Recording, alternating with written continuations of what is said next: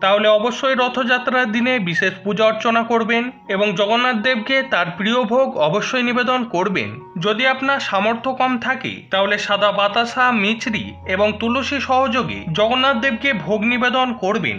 এবং জগন্নাথ দেবের কাঁঠাল অত্যন্ত প্রিয়, তাই রথযাত্রার দিনে জগন্নাথ দেবকে কাঁঠাল ফল নিবেদন করা অত্যন্ত ভালো এবং তারপরে আপনারা বাড়ির প্রত্যেকে সেই কাঁঠাল প্রসাদ হিসাবে অবশ্যই গ্রহণ করবেন।